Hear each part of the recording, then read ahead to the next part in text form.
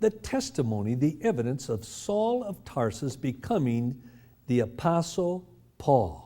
Something dynamic happened in his life in a short period of time that turned his entire world upside down. He not only became a Christian, he became a leader of the church in Jerusalem, and he became an evangelist over the known world to share Jesus Christ as the Messiah. What happened? One psychology textbook literally said he had an epileptic fit. You know, that's how hard it is for people to describe what happened. I was at the University of Houston in the cafeteria, and I took my tray, went over to sit down. As I was eating, I saw this fellow over there with a lot of books, and he was hitting the books. So I just said, you got a tough exam? He said, yeah. I said, what's it in? He said, Roman history. I said, is that a Roman history textbook? He said, yes. I said, hey, let me ask you a question. Is there a chapter in there on Christianity and the Apostle Paul? He said, yes. So I got up and walked over, and I said, could I look at that? So we opened the textbook up to that chapter. What was fascinating? The first half of the chapter talked about the life of Saul of Tarsus. The last half of the chapter in this Roman history textbook talked about the life of Saul of Tarsus becoming the Apostle Paul and what happened in his life as an apostle. You know what the last paragraph said? We don't quite understand what happened in between. And I used a Roman textbook to lead this student to Christ.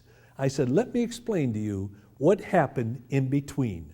The resurrected Christ appeared to Saul of Tarsus, and in the few days following, he was converted. He trusted Christ as Savior and Lord and went out and was a part of turning the known world upside down.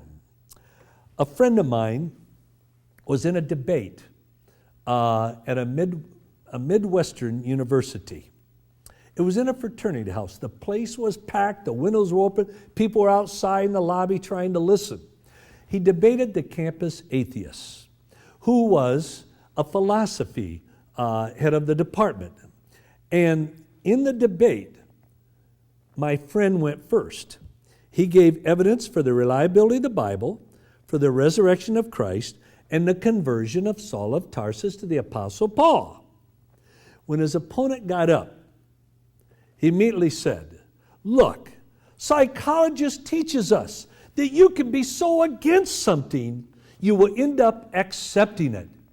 And my friend John spoke up and said, you better be careful, sir, or you would become a Christian. It ended the debate. Right there, everything stopped. The conversion of Saul of Tarsus can only be explained away by God intervening in history. There were two men at Oxford University, Lord Lyttelton and Dr. Benjamin Gilbert West. They were fed up with the Christian faith. They wanted to give the fatal blow to destroy it.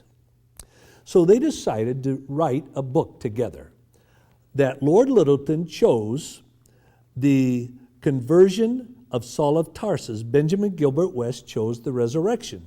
They left the university for a while, went their own individual way to do the research.